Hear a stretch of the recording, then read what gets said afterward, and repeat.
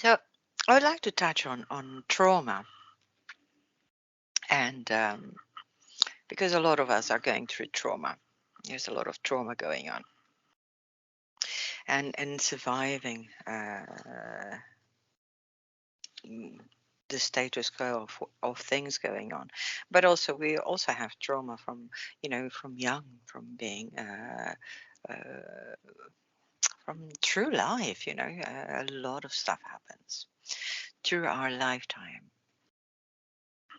So I think there's very few of us that has a life without uh, difficulties. Uh, we do go through a fair bit of trauma. Only some people have got bigger or problems than others, or it's not bigger, it's different, really. I mean, it's subject to one's experience, really. One of the reasons I very often share my experiences, because sometimes it's easier to explain certain things by sharing experiences. And I had a fairly difficult upbringing. I'm not alone.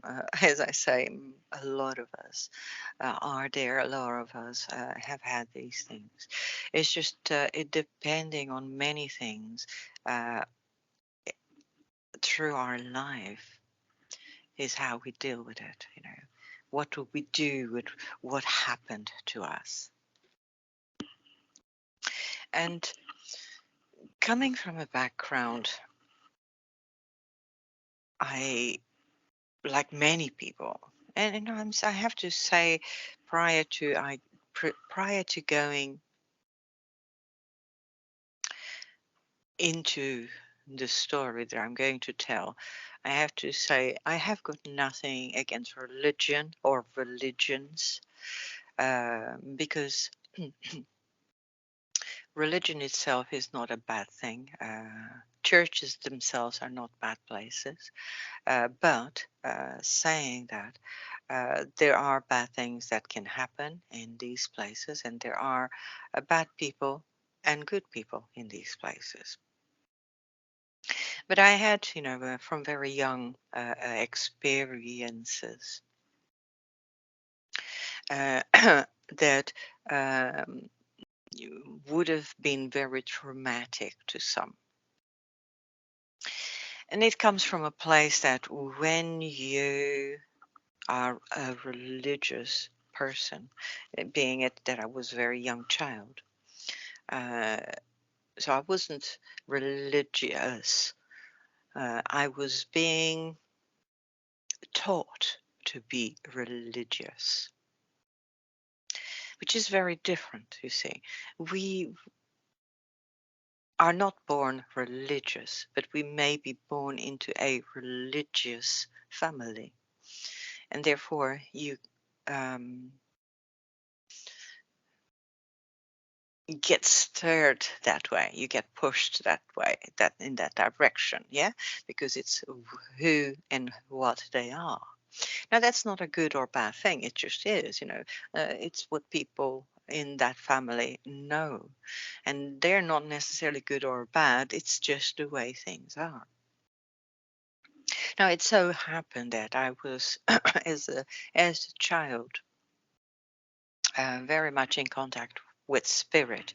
And some of you know this because some of you know me already and have heard some of my stories about near death experience that I had as I was being born. So, because of that, I was very much in contact with spirit. um, so, I was on my spiritual journey very early on. I still am. It's a learning process. And but yes, I was very much in touch with the spiritual side of things, the spirit side of things, meaning I experienced out of body experience on my near death experience as I was born. And I also, after that, could see spirit and hear, my grandma and etc. But that led to, by being in a Catholic family, that led my mum, who was uh, as far as she could be good, because she's passed on, and I'm not going to say she was a bad person, but she could only deal with things to a certain extent of her knowledge, and that's as plain as it can be explained, because sometimes people are not good or bad, they just handle things to the extension of their knowledge, of their beingness, of where they arrived at. But as a very young child, I started telling her about experiences of either in dream state or in awake state, talking to my grandma and so on. So she put me in a convent at a very, very young age. Because obviously she thought the possibility of me being possessed was great.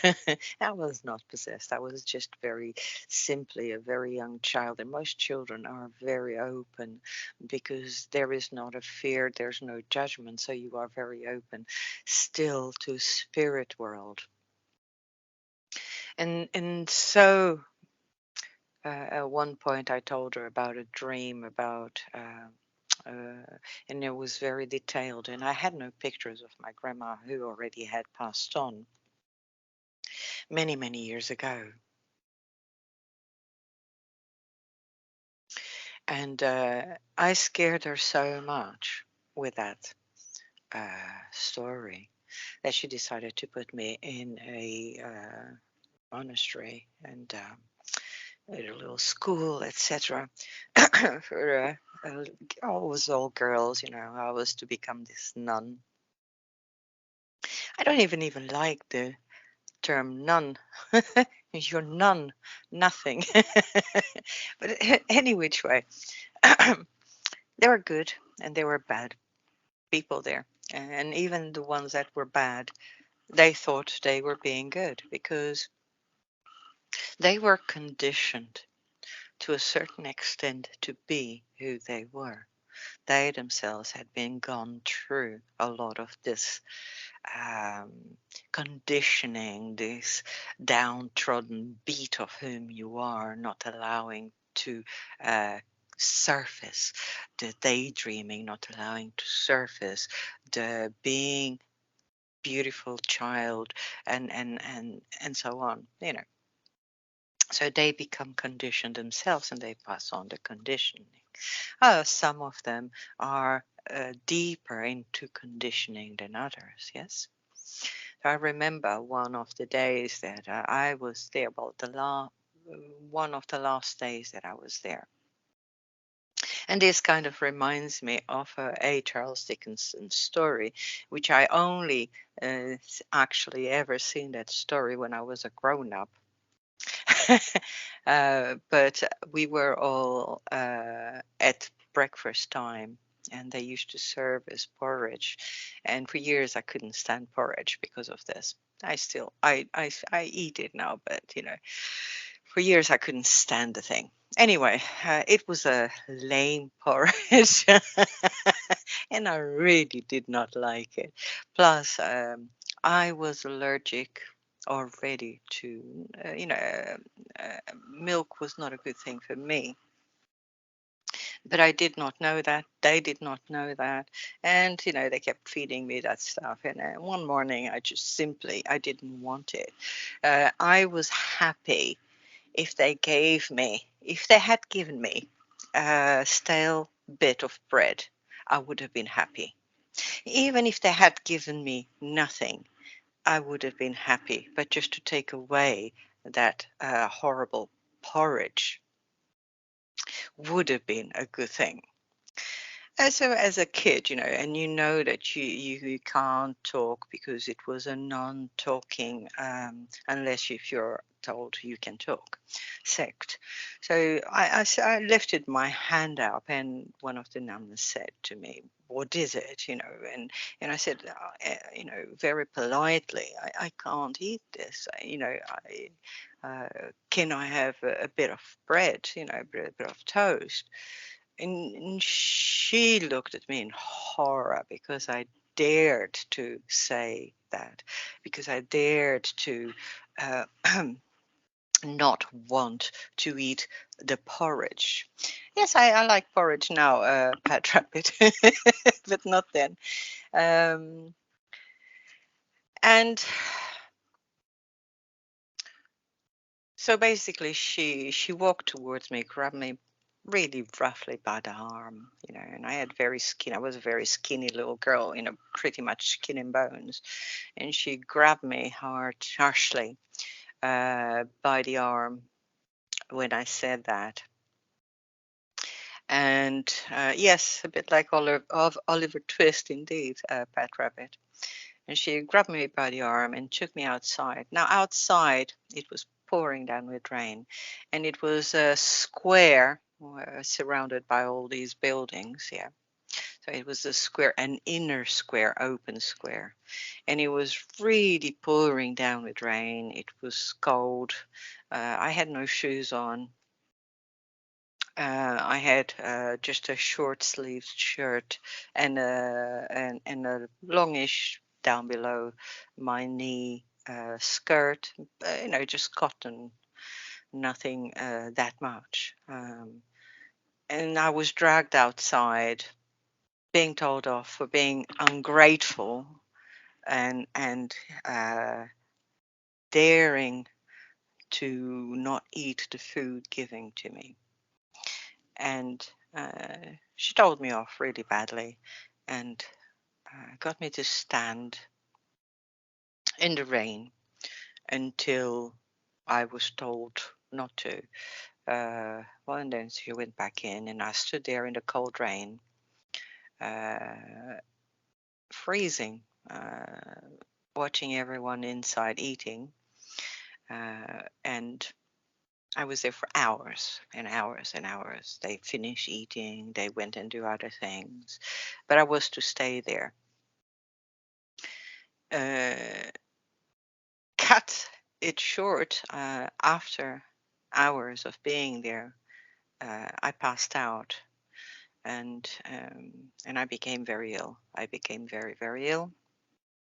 I don't know how many days because I became so ill that I lost consciousness and everything. And um,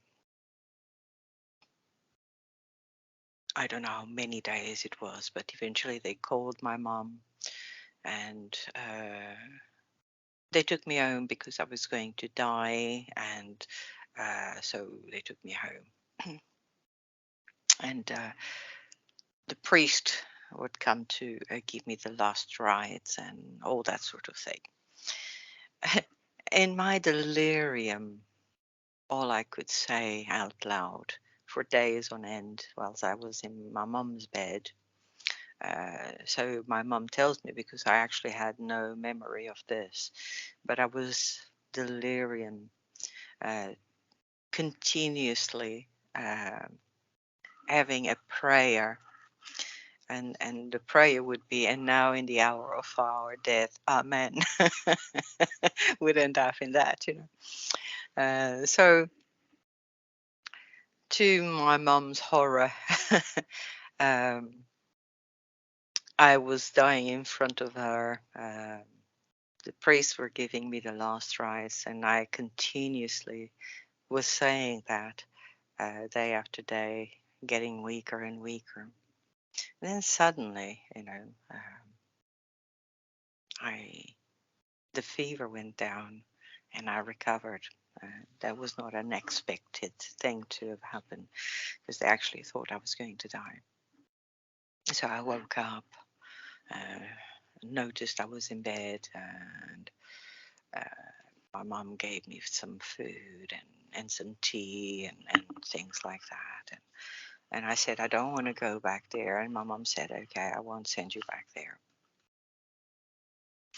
And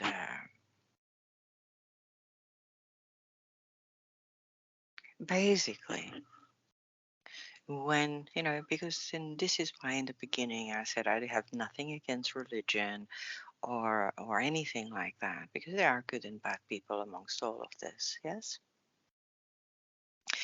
Um, but there is something that happens is that there are people in power, yeah. And I'm not talking about the Pope, I'm talking about normal priests and etc. And yes, in this occasion, I'm actually talking about Catholics because my experience was in a Catholic environment, but it's not necessarily only the Catholics. Because this happens all over the world, this kind of stuff. And the problem is that these people hold a lot of power over you as a being, yes? So the little villagers, the people in the village, they get to know every single one of you. They get to know who is vulnerable and how to hurt these people if they want to, when they want to do so. Um, so some people go through this mill,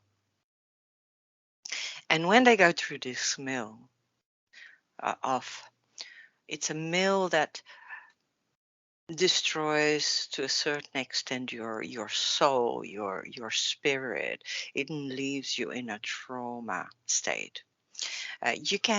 Everyone can indeed pull themselves out of it, but it can take a very long time. And some people, it can take a whole lifetime of being in that place because you look up to these people, yeah, and especially in those days, yeah, because in those days you looked up to these people as they were the emissaries of God. Of course, they're not the emissaries of God. Now we know that.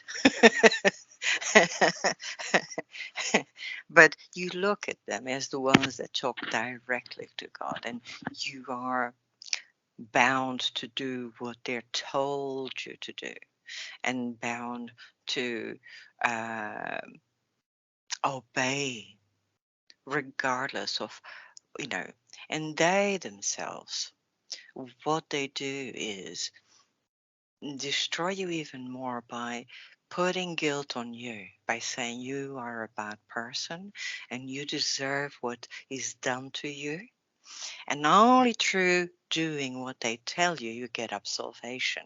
And that is very wicked, very, very wicked. Now, again, I must say that some of these people are do these things, but not all religious people, not all priests or nuns or popal people do these things. Only some, yeah. There are good people. I met some good people in there, yeah. So eventually, I did get well and got better. And yes, I was very, very traumatized, and I still had to go to church and so on. But I was a very young child that, to a certain extent, was very much in touch with spirit and with God. And I could not blame it on spirit. I could not blame it on God because it's not spirit, it's not God. Problem is not there, lies not there. And so I was on this journey, yes, and I was on this journey, deep, deep in this journey. And so I used to go to the local church, and the local church used to give me the heebie-jeebies. It really did. I used to sometimes, you'd go to church to pray, and you go to do uh, to do what they tell you to do, really, to confess, go into the confessionary box and so on. And as a child, you sort of you get pulled apart, and you have these child lessons that you go to. And I remember being in this on this line, and there was this big, really beautifully carved of Jesus with a cross and blood and all that sort of stuff. And he was on his knees, yes, and you are on this line waiting to go and kiss the foot of Jesus. And as I was in that line, a little girl I was, just very little, age 7 more or less, and watching my friends uh, get there and do that blessing and bowing and go down on their knees and kiss the foot. Within my heart, within my soul, I knew that was wrong. I kept listening to this voice that was bigger than me. I kept hearing this voice inside of every single part of my soul saying, "Do not kiss the foot. That is not Jesus. There is no God within that statue." The voice was bigger than me. The voice was bigger than everything. And as I was coming closer and closer and closer, I knew I could not do this. I truly knew I could not do this. And as I come closer, I started to walk sideways. And there was this door not far from me, which was a door to a cubicle, and then there would be a door to the outside. And I start gently making my way, trying not to get noticed. I start gently making my way to that door. I open the door, and it's kind of in that cubicle, it's semi-dark, and has got sort of those beautiful painted glasses and dark doors and things like that. It's very beautifully made. It is a cubicle. So I opened one door, and I had those springs, and the door closes. Yeah. So I opened the door closes gently with a little creak, and I walk a few steps to open the door to the outside. And the door to the outside would not open. My heart started racing. I did not want to go back in. I thought, I had made my escape. I looked back and I thought, well, I have to go back there. And as I make my way back to the other door, the other door wouldn't open. And from the corner, there was no one in that cubicle. There was no one in that square room shaped cubicle. From the corner, this man in a cloak appeared. I did not truly see its face. It was a long cloak with a hood, and he had his hood on. From this corner, out of nowhere, this man, with a gentle voice, approached me, and he asked me, "Why did you not kiss the foot?" My heart was racing, and I thought I was in trouble.